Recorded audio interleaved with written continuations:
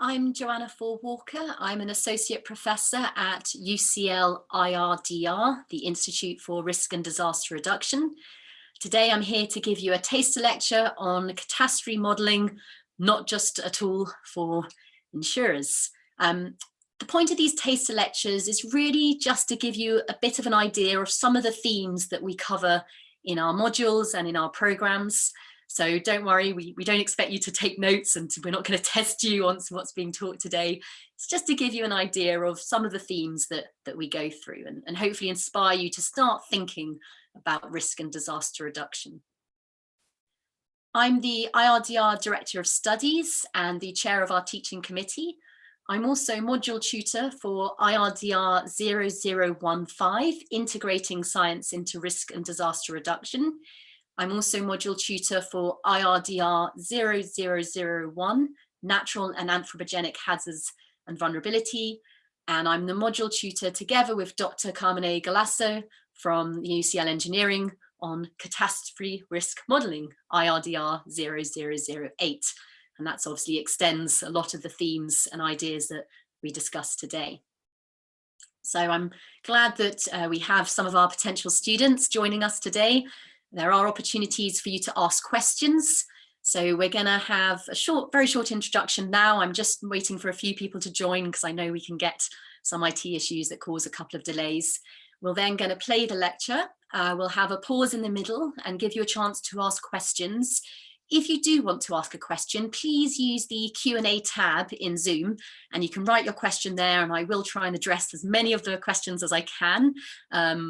Hopefully through discussing them with the whole group, and if not, I'll try and get back to you individually in the Q&A. So please do use that Q&A tab when possible. We'll then have the second part of the lecture, and then there'll be another chance to ask me questions. The first part's going to provide a bit of context and just explain what catastrophe models are. It's quite brief, so it's going to go quite quickly. When we have the full lecture, we can obviously say a lot more and go through all the elements in more detail, but I want to make sure you know what it is we're talking about.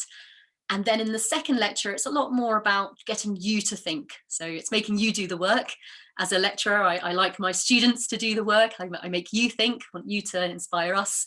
And so that's the second part, is really thinking more about what are catastrophe models and how can we use them and where are they going in the future.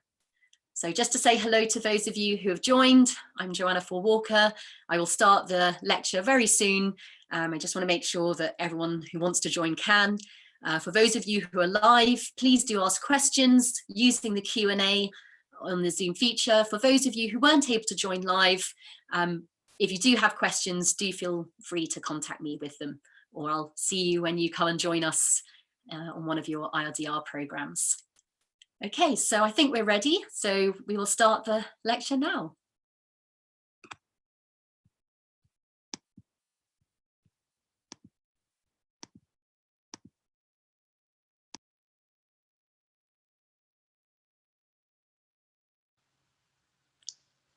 Hello, I am Joanna Faure Walker, and I'm an Associate Professor at the University College London Institute for Risk and Disaster Reduction, also known as the UCL IRDR. I'm Chair of the Departmental Teaching Committee and the IRDR Director of Studies. I'm going to give you a taster lecture on catastrophe models, so much more than a tool for insurers. I will start by talking about what a catastrophe model is. I will then discuss how they're used by the insurance industry to manage risk, how they can be used by the wider risk and disaster reduction community, and then also go into a little bit about how they can be used to come away from the slightly incorrect use that we see a lot in the term unexpected or unpredictable events, because quite often, I think these sort of terms are used as a little bit of a cop-out, as an excuse as to why we haven't managed for such an event, and when actually they were foreseeable and they were, we could see that they were going to occur. So they weren't quite so unexpected as people might claim.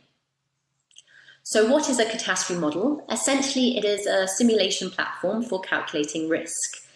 It's comprised of different modules. We have the hazard module, vulnerability module, exposure module, and loss or financial module, sometimes referred to as the loss engine or financial engine.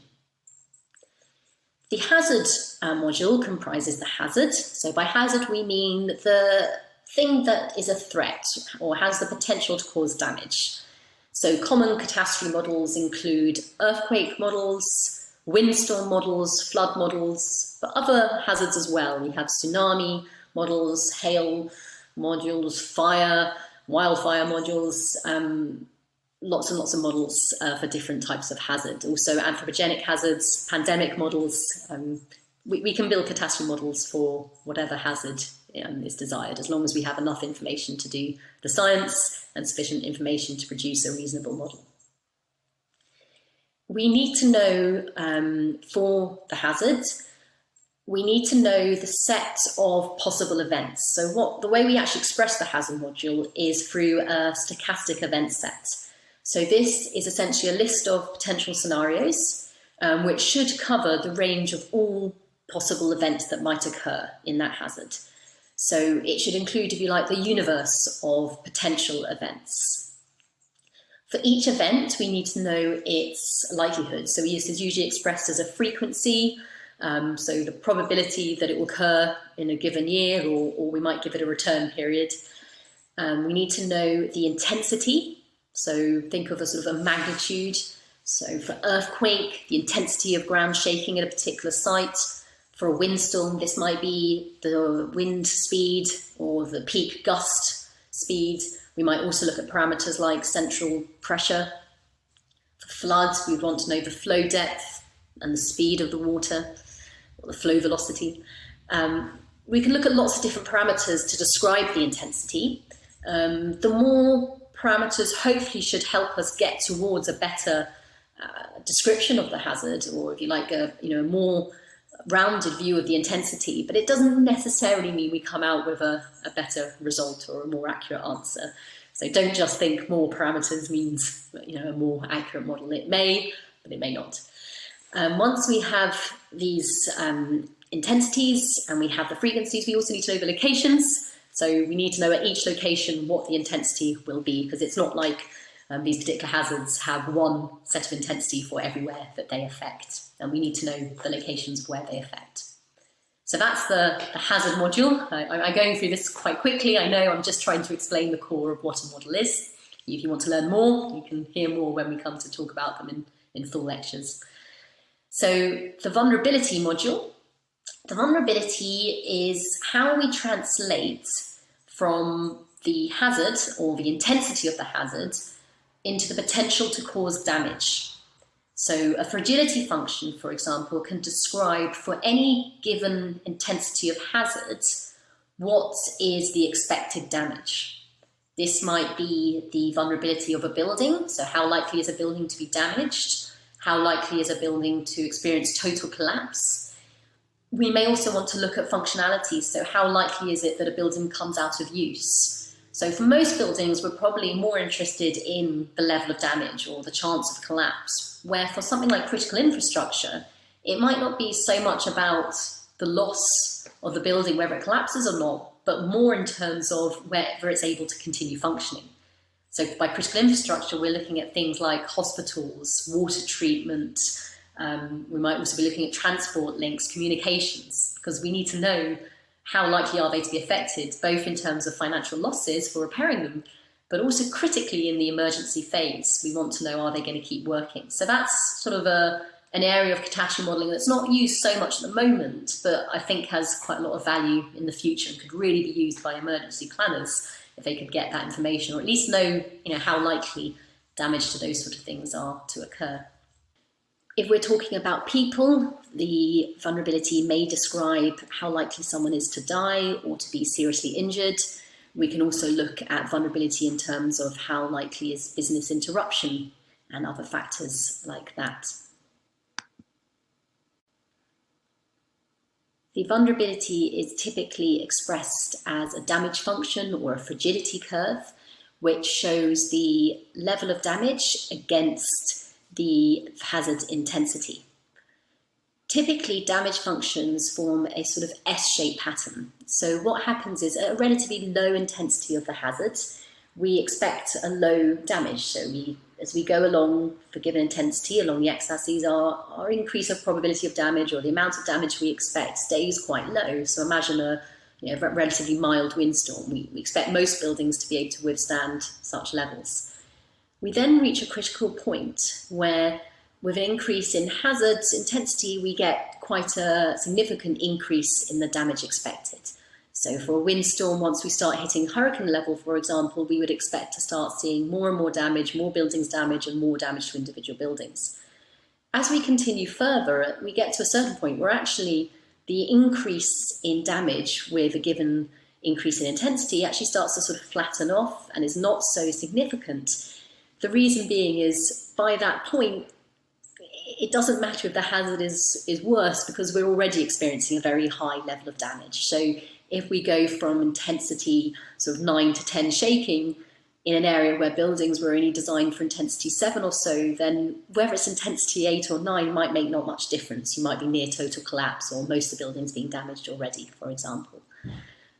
Flood fragility curves tend to be a little bit more step-like because once you get a certain amount of flooding, you're probably causing a lot of damage already. So they're slightly less gentle curved, but in general, we see some variation on that S-curve for our damage functions. And that can also apply to people, but it depends on the particular hazard. So as I say, with people, we're probably looking at sort of fatality risk, serious injury risk, things like that. We can also think of vulnerability in a more broad term. We can look at vulnerability to societies.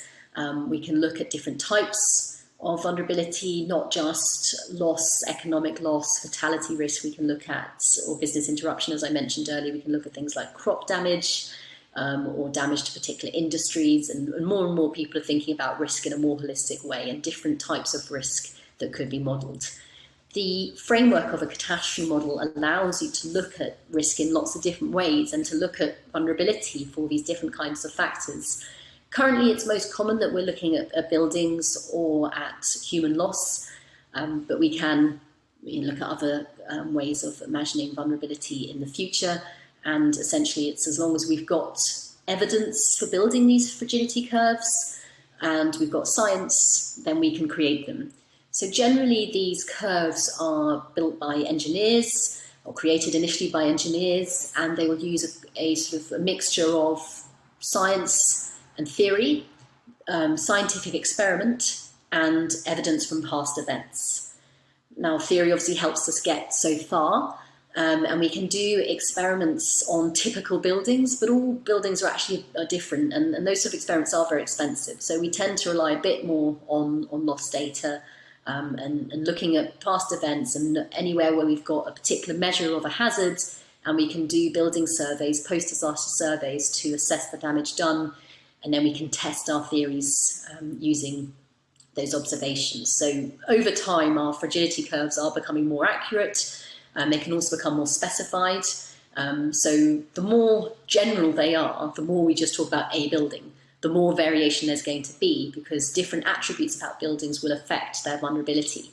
So if we can try and actually classify different types of building more specifically, then we can actually build fragility curves for those specifics. And I'll talk more about that in a moment when I talk about exposure. The exposure module comprises what it is that is there for the hazards to affect, and what has vulnerability to the hazard, and ultimately what the risk is for. So with no exposure, you don't really have any vulnerability. You can have a vulnerability curve, but it's a function against what the exposure is. So if we're looking at buildings, we need to include what buildings are there, where they are, and any attributes that are going to affect their vulnerability. So things like what are they made of, what's their construction class. There'll be quite a big difference between buildings which are made of wood, masonry, reinforced concrete. There'll be a big difference between buildings that have structural reinforcements versus those that don't. Any retrofitting that has taken place, we'll want to know when the buildings were built, and that can help us know both the sort of state of repair that the building may be in, but also any building codes that may or may not apply to it. We also want to know things like the height of the building or number of stories. Lots of factors can affect the vulnerability. For tsunami, the shape of building is very important, as it is for earthquake. For windstorm, we might also want details about the windows and where they're facing. So whatever information we can get may be useful for our fragility curves or our vulnerability functions. But it's only useful if we have fragility curves for that building class. So we need to make sure we're collecting the right data that we can do something with. When we're looking at people and how people may be affected, whether that's sort of injury, illness, or fatality, there are various demographics, factors that might help us determine what their vulnerability is. So, for example, to a pandemic, gender may be important, age, and other pre-existing conditions that may affect someone's vulnerability to a particular outbreak of a pandemic or infectious disease. The way the catastrophe model will run is we run a simulation of the hazard events, that stochastic event set. We usually use some form of simulation technique like a Monte Carlo simulation, where essentially we run the model enough times that we can see different scenarios emerge. So we may say we run the model 10,000 or 1,000,000 times, and within each time we run the model, we allow random numbers to decide which events take place. So it may be that we run, for example, a simulated year, and we use our random number generator within the Monte Carlo simulation to pick out particular events. And then for each of those events, we will run them against a fragility function. Now there's uncertainty around the fragility function. So again, the Monte Carlo simulation will allow us to pick a level of damage based on the Monte Carlo technique. So we'll have our particular events that have been selected in that scenario, and we'll have a part of the fragility curve that has been sampled in that scenario. We then take that and we run it against our exposure, and then finally we'll run it through our loss engine. This process is repeated as maybe 10,000, maybe 1,000,000, maybe more times. Obviously increased computing power helps with this. But essentially you want to get to a point where you are sampling the range of different events. And the way Monte Carlo simulation works is, although you're randomly selecting a scenario each time, it picks the events which are more likely more often. And therefore, it means that the more common events will get sampled more. And likewise, within your fragility function, your sort of peak fragility will be picked more, because the uncertainty distribution around the function will allow you to select different parts within the uncertainty range, but the extreme ranges will be selected less because they're less likely. So it allows you to combine uncertainty along each step of the process to get your ultimate exposure with your hazard and your vulnerability, and then your loss. The loss engine is usually a financial engine that essentially applies any financial factors that you need to know to your policy. You might be looking at total economic loss, or you may be wanting to look at insured loss, in which case you need to factor in various policies and details that you have, whether that be at an industry-wide level or at an individual portfolio for a particular insurance company. It's also interesting to look at total losses, total economic losses for governments and emergency planners looking at larger scales. Catastrophe models can then break down these losses by region, at various different scales. It's really about then taking out the information that you want at these different scales.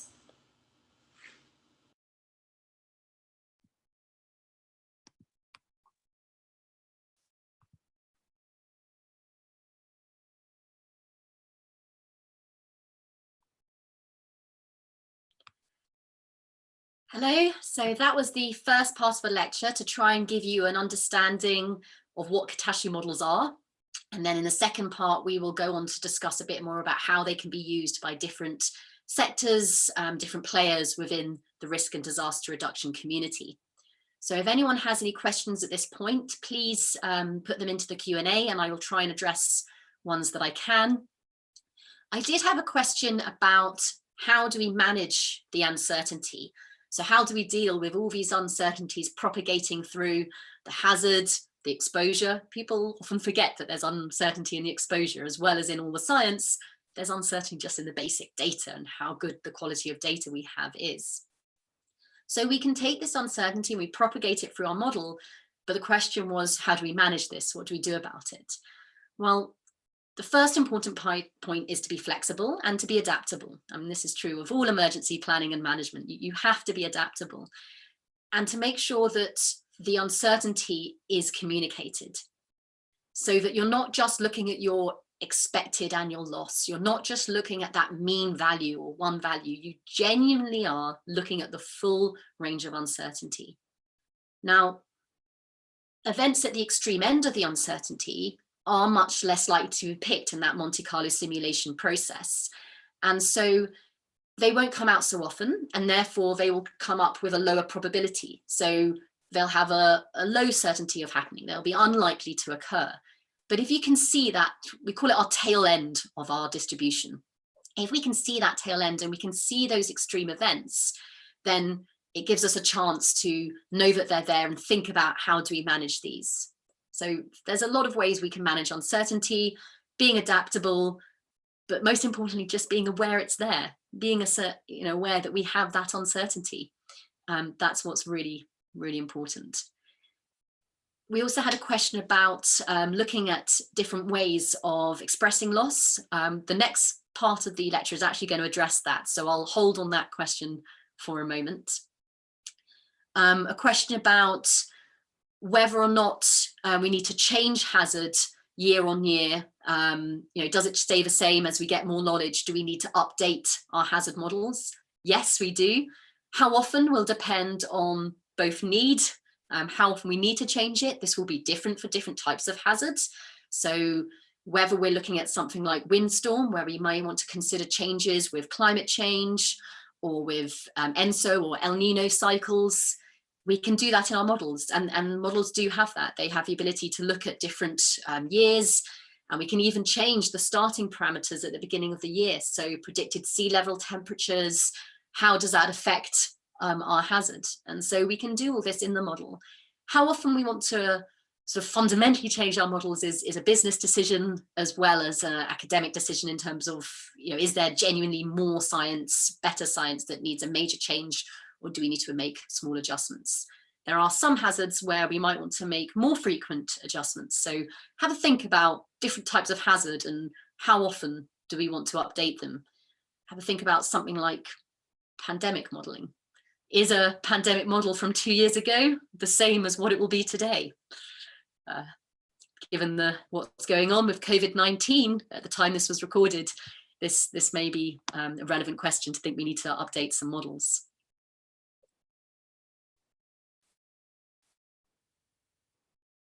I think at this point, I have got a couple more questions, but some of these actually refer to the second part of the lecture. So what I will do is let that play, and then I will address those questions following the second part of the lecture.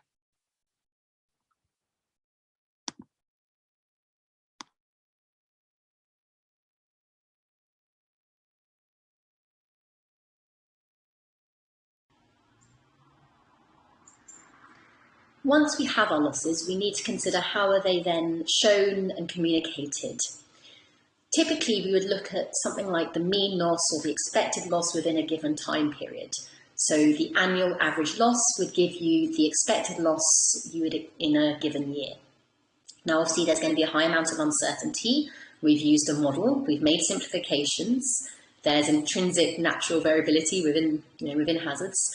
And this can all come through uncertainty through the models to create an uncertainty in the final loss. And as we discussed, you have uncertainty in the hazards, you have uncertainty in vulnerability.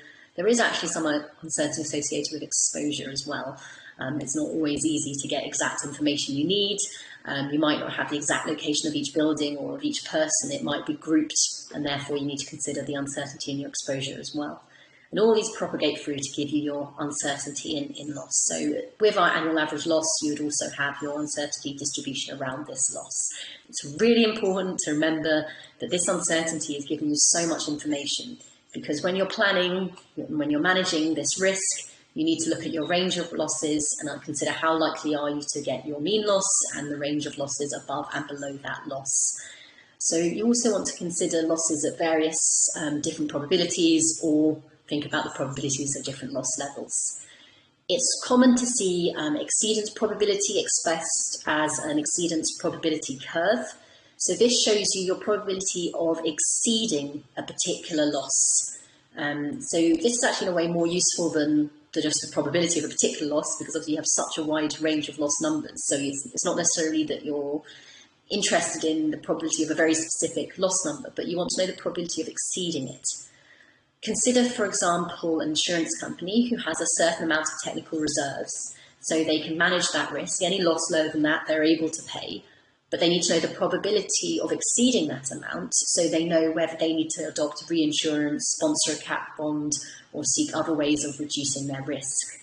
A government might want to know the probability of exceeding a certain amount. Maybe that's the amount they have available in their budget for such emergencies. So again, they know whether they need to adopt risk transfer, so insurance by some mechanism, or whether they need to solicit help in another way. What's the probability they need to come up with financial mitigation strategies, whether that be issuing bonds or raising taxes or actually increasing their reserves that they have.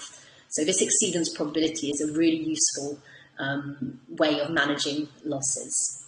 You can also look at exceedance probability in terms of fatality losses, and this is really important, or even looking at people, the number of people you expect to get ill. And again, it's about exceeding particular numbers, because it's not necessarily that you need to know the exact number of people that you're missing from your workforce, but you would think, well, what's the critical level where we can't function anymore? What's the critical level where we need more help? Or what's the critical level where we would know there will be significant business interruptions? So you need to know the probability of getting to that point. So exceedance probability can be used both for fatalities, for looking at people who are ill or unable to work, for example, or looking at financial losses as well. So it's a really useful way of looking at probability. The inverse of exceedance probability, if you like, is the return period loss. So this is saying take a particular loss, and what's the return period you would expect for that loss. So it's actually just 1 over that exceedance probability. So for example, if your exceedance probability for say $100 million was 2%, then your return period for that loss amount would be 50 years. Likewise, if your exceedance probability for that amount were only 1%, then your return period would be 100 years, because you would expect it to take 100 years for you to see that amount being repeated, that exceedance probability being repeated. So once we have our losses, what do we do with them? The important point here is that catastrophe modelling should not just be one run. It should not just be sort of a single process. It should be part of an iterative process where you look at your results, you use that to inform decisions, and then you rerun models based on either sort of alternate decision making or to look at the consequences of your decisions. And then that again should be used to think about new decisions that you want to make. So an insurance company may get out their expected annual losses and the uncertainty around these, look at their exceedance probability curves and use these to decide, do they have sufficient capacity in their technical reserves to fund their expected losses, or do they need to get themselves risk transfer? Do they need to purchase reinsurance, sponsor a cat bond, or look at another way of reducing their risk?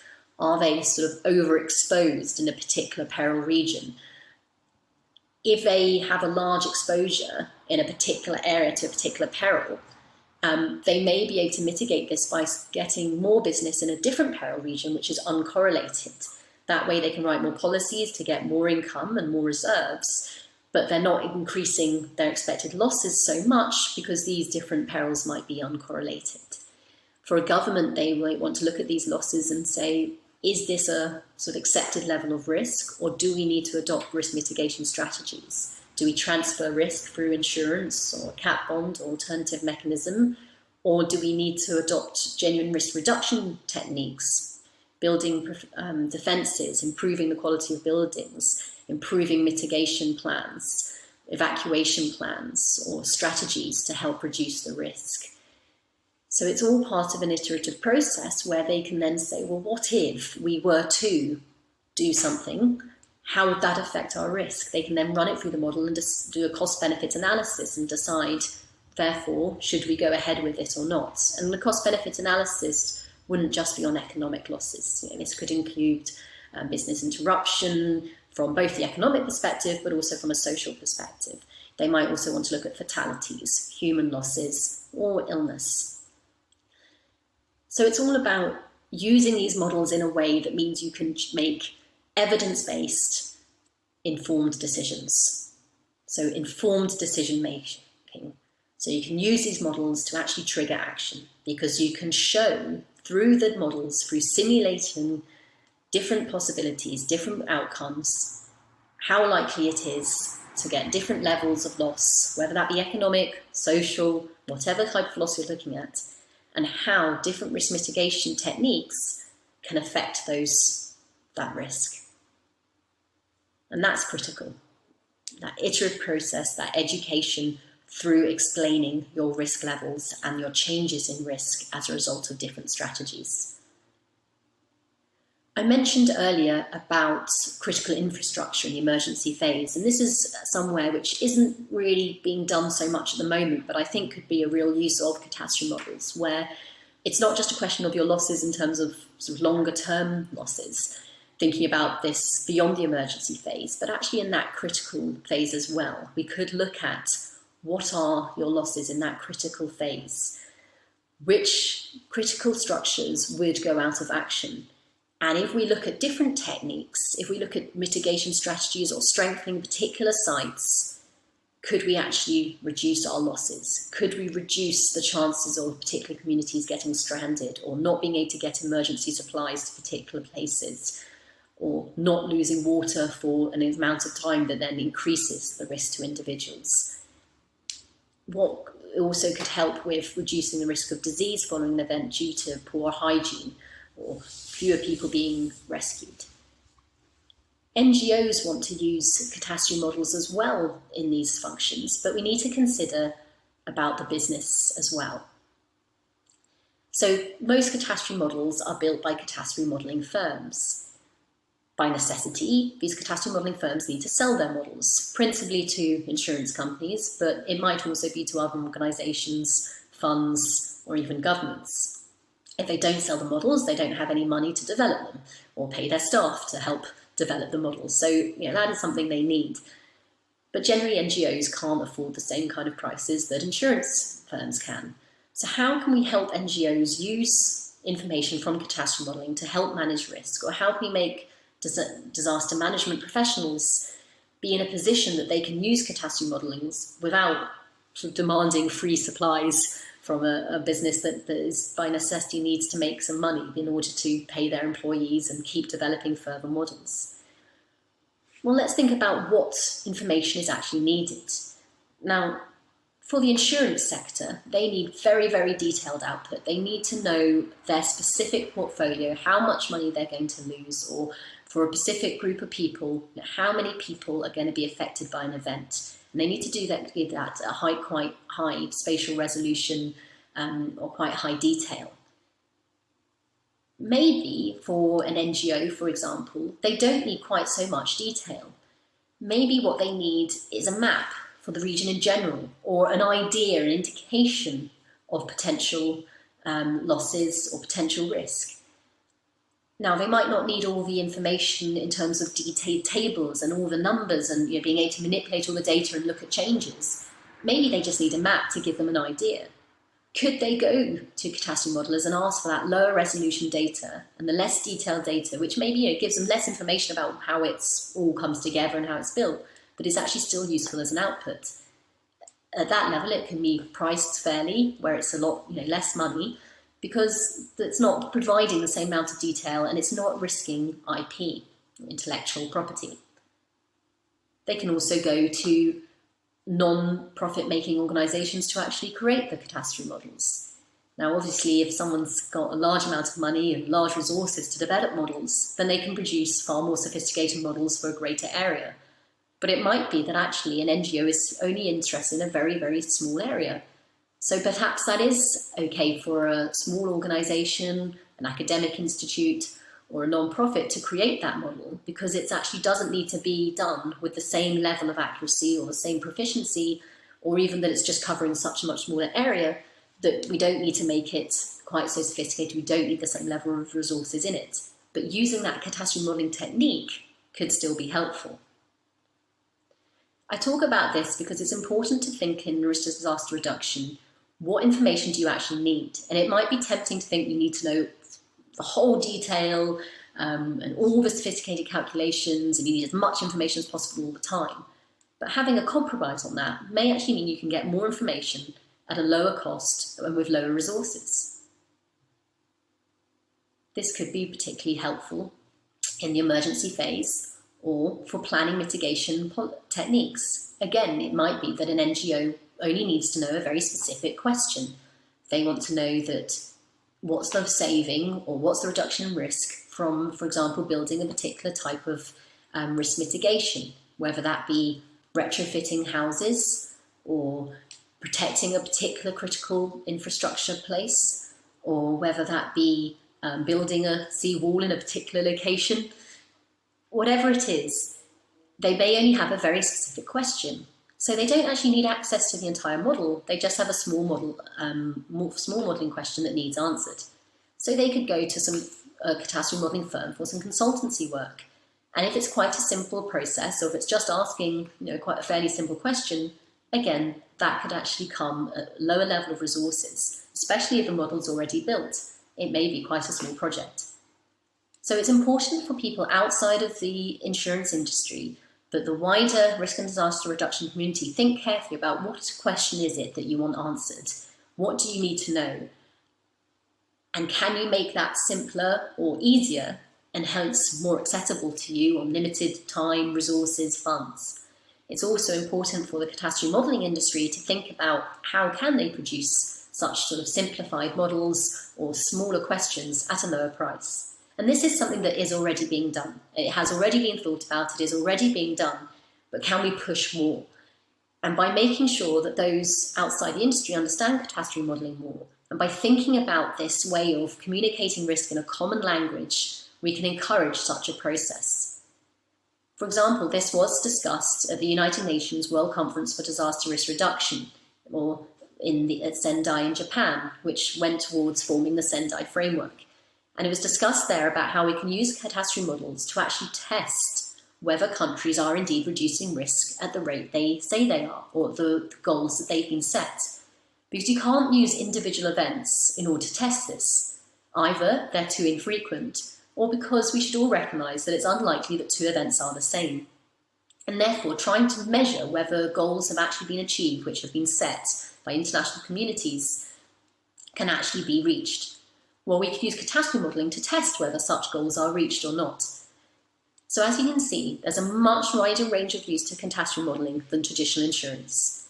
We are going there, people are using them more, and they are helping learn and understand more about risk.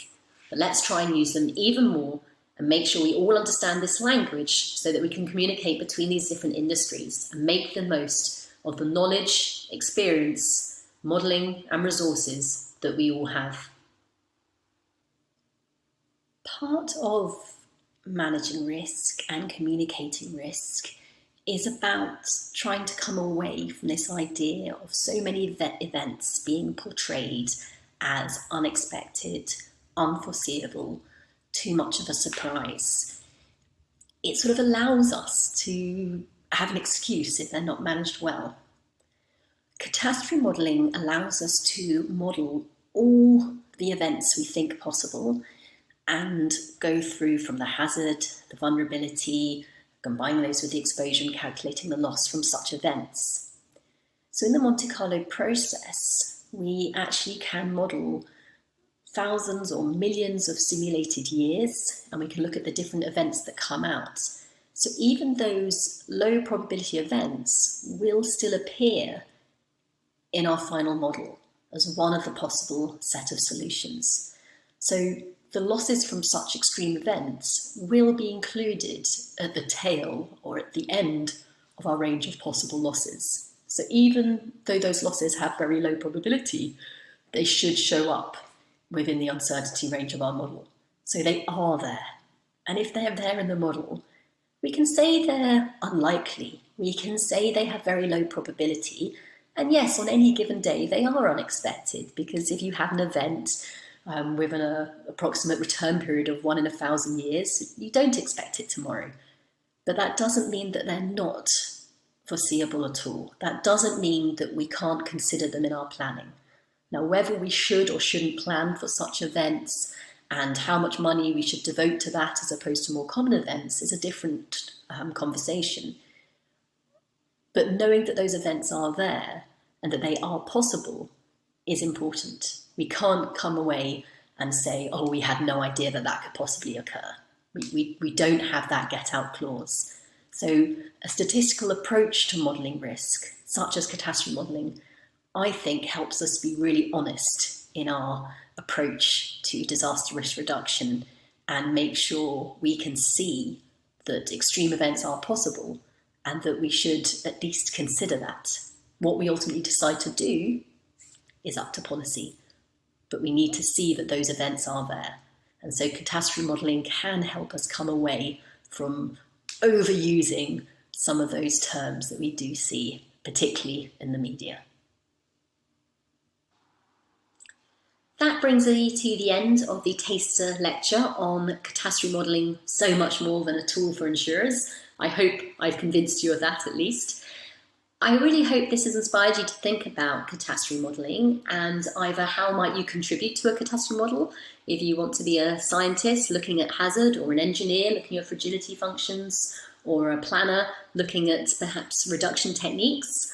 Or how might you use catastrophe modelling in your career goal, whether that be for the private sector, government, NGO, academia, wherever it is. Can you use such techniques either in their present form or in a future version? How much more could we use catastrophe models? Are there other applications that we could use them for? I haven't covered all of them today anyway, but hopefully I've inspired you to think that there really are these common tools we could use to really help use a quantitative and evidence-based approach to disaster risk management. If you'd like to know more and you are coming to study at the IRDR, we discuss catastrophe modelling in the module IRDR 0015, Integrating Science into Risk and Disaster Reduction, for which I'm the module tutor. We also have a whole module called Catastrophe Risk Modelling. So we spend the whole module discussing catastrophe models.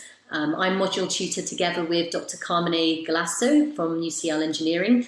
Both Carmine and I have actually worked for catastrophe modelling firms before we worked for UCL. So we have a bit of knowledge from academia and from industry.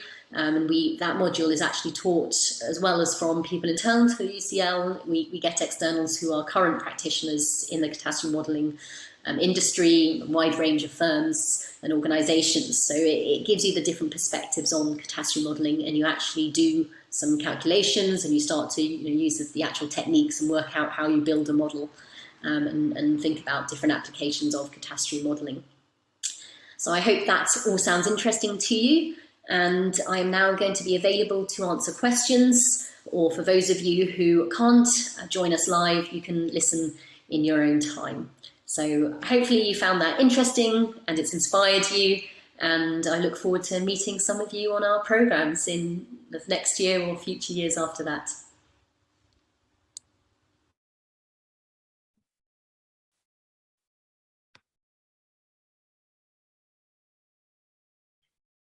Hello, so welcome back to the Q&A session. I've had a couple of questions come through while people must have been typing while listening. So I'll address those first, and then if any further questions come through, I will try and address them as well. Hopefully we'll have time to get all your questions answered. So the first question was about whether or not we've actually managed to test these models to see, are they valid? Do they actually show us what can happen in reality? So one of the steps when we're developing models is to do exactly this. Remember I mentioned that stochastic event set as part of the hazard module. Well, because that should have our, if you like, universe of all possible events, any historical events that have occurred should appear in there, either directly or indirectly. So what we can do is actually run our model for a particular historical event.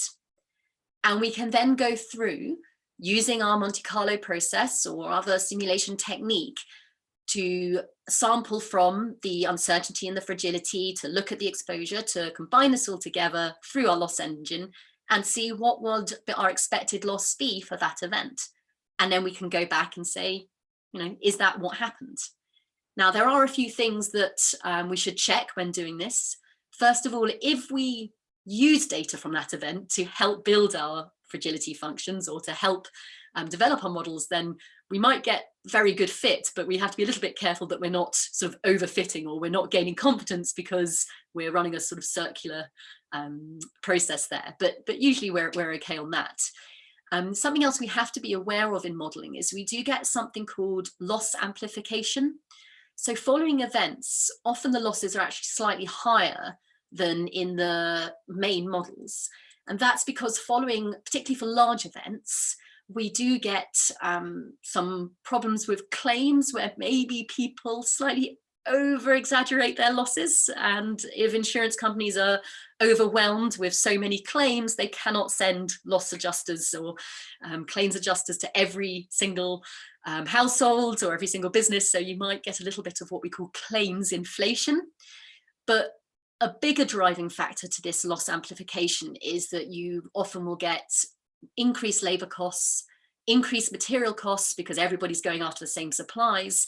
And actually for construction companies and other workers, it may be more expensive operating conditions. You may have increased safety measures.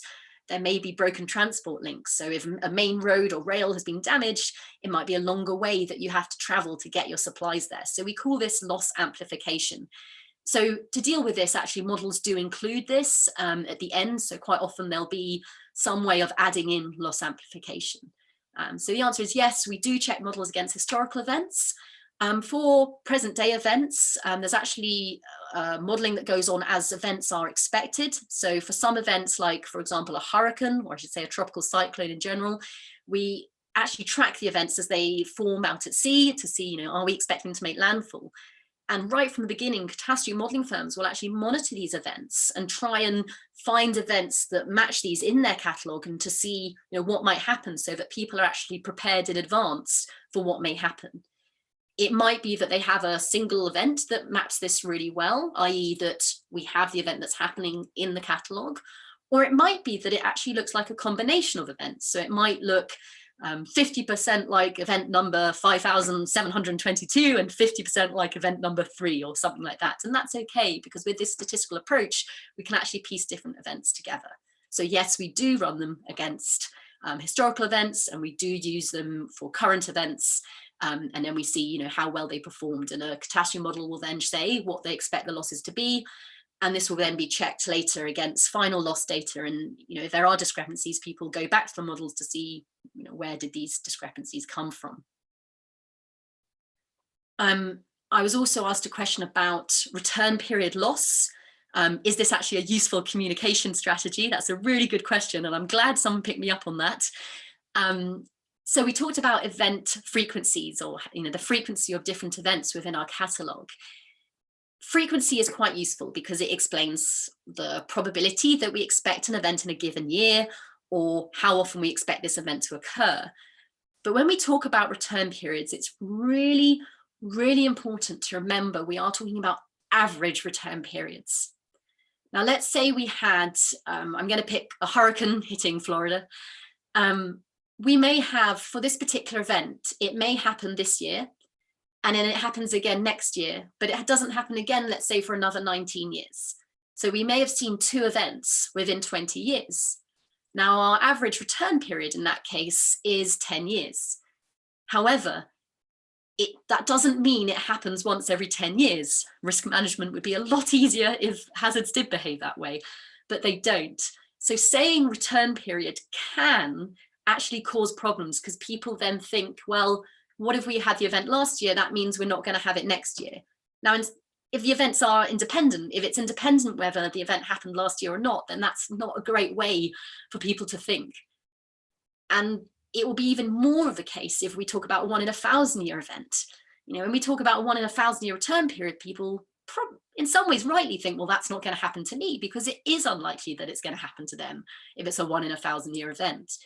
But that doesn't mean it's going to happen in 1,000 years time. And sometimes the use of that term return period makes people think, oh, well, if it's a 1 in 1,000 year event, I'm waiting 1,000 years. I don't have to worry about it. I don't have to worry about that risk. And that's not ideal. So that's a good point. It is a tricky one to know how to communicate, because talking about probabilities might help us mathematically, but it doesn't necessarily relate to people so well. But if we talk about return periods, we really need to emphasize the uncertainty around these. And the reason we have such uncertainty is we have, if you like, two components of the uncertainty. There's the uncertainty due to natural variability. So we call this aleatory uncertainty. It means that there is intrinsic natural variability. We generally have difference inter-event times for these hazards. There's also epistemic uncertainty related to our lack of data. So we just might not have a record long enough or enough science to know what even is our real mean. So we always have uncertainty around that mean as well. So thank you for picking me up on that point about return periods. I was asked about what is the resolution of the models, and that is really dependent on the peril and on the region. So we refer to a peril region. So that means we're talking about Japan earthquake or Australia wildfire, for example. Some models can be very, very local. We can look at it at a postcode level. In fact, we might even look at what we call a postcode centroid. So we might model things at the center of a postcode, or we might know more detail than that. We might know where our buildings are throughout a postcode, and we might be able to have hazard at a 1 kilometer resolution, 2 kilometer resolution. Generally, it's the more developed insurance markets where we get higher resolution. And the reason for this is ultimately they're the ones paying for the models to be developed. So if there's a commercial need in the insurance sector, then they will be prepared to pay more for those higher resolution models. And so catastrophe modeling firms will develop higher resolution models. Sometimes it might be driven by academic questions, and it might be that you have a model built for quite a local area. It doesn't cover the whole country. It might be, a very high resolution because it's trying to look at a very particular problem. So it really depends what's the driving force for the model. Does a high resolution help with the problem, either the commercial problem for an insurer, an aid problem for a government or for an NGO, a tactical question for a policymaker, or a scientific or academic problem in academia? So it will depend on the resolution. For the resolution, it will depend on the question being asked. I've been asked a little bit about how we teach about catastrophe modelling. So I mentioned in the lecture that we go through the sort of overview of catastrophe modelling and how it fits into the insurance industry, how it fits into government policy, how can it be adopted in other mechanisms, in integrating science into risk and disaster reduction. In the catastrophe risk modelling module, we do go into more detail, and yes, we do. I've had a few questions about, do we do any practical problems ourselves? Are there any statistical exercises? So in that module, yes, there are some exercises. We do an exercise in PSHA, for example, probabilistic seismic hazard assessment. So you do get a chance to actually do some calculations yourself. We don't build a full model. Models, I'll give you an idea, something like a commercial US hurricane model might take 50 or 100 employees 3 years to build in its full sophistication. So you won't build a whole model yourself in that module, but we do look at parts of it. Having said that, people actually in the past, some master students for projects have built catastrophe models for places where they probably don't have such a developed insurance market, and therefore there aren't these commercial models available. And so actually with sort of not that much information, but with either information that's already existing or information you're able to put together or perhaps do some fieldwork, you could build what we like to call maybe a light catastrophe model. So that's one that gives you some idea of the risk, but you don't have the same precision, the same accuracy, the same depth as a full catastrophe model, but you can get an idea at maybe a country level, or you can look at just a very small area in more detail. So you can actually build your own model. It's just being aware of the level of sophistication that can be achieved with limited resources. I've got another question here about, are there any success stories to do with catastrophe modelling? So I want to put a little bit of historical context on this. Catastrophe modelling sort of started in the late 80s and really started to take off in the early 90s. Before this time, insurers and other policymakers didn't really use a statistical approach for managing risk. They didn't use the science so much. They might have looked at past events and used that to infer what they expect today. In 1992, Hurricane Andrew hit the United States, and it caused absolute devastation. And what happened following this event were 9 insurance companies actually went insolvent. So that meant they weren't able to pay out the claims that were made. And this was because they just didn't have the possibility of such a large event in their models. They would have been actuarial models then, so models just based on past experience. You know, they didn't foresee such a large event occurring. Now, catastrophe models have gone from not being used at all to being used in a sort of casual way, to informing policy, to becoming mandatory in most insurance markets. And now we're actually at a state where it's not only compulsory to use catastrophe models, it's actually compulsory to demonstrate you can understand them, in that you have to justify your choice of model. So there are different modeling firms producing these models. So you have to justify whether you're using a particular model or a combination of models from different companies, or even your own internal models. And you also have to justify and show what uncertainty parameters you're putting in and what choices you're making. So it's actually now showing that you really do need to understand these models better. And insurance companies now aren't going bust because they've got this better management of risk. Now, it doesn't necessarily mean that catastrophe models have predicted, and I'm careful that choice there, they don't predict a particular event. But what they allow you to do is see the range of possible events and manage your risk accordingly.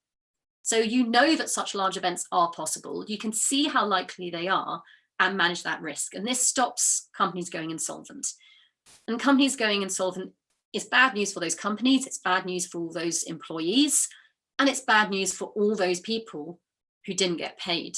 And it's actually bad beyond that, because if there's then reduced capacity in the industry, they might need to put up premiums as well. So it might make people not want to insure those at high risk. And it's the people at high risk who obviously need insurance the most. So yes, there are success stories, and catastrophe modelling has led to a much better management of risk.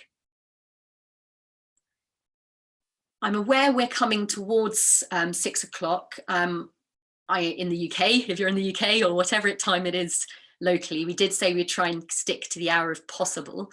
There are a couple of more questions about the programme in general, so I will try and answer them. Talking about how we deliver teaching and how we talk about catastrophe modelling. Now, I think I've addressed that earlier, but if you do have further questions, do come back to me on that. In terms of how we're teaching, obviously this changes year to year, particularly those of you starting in 2020, we're in a different environment. So there's going to be a lot of different teaching styles used. There's online teaching.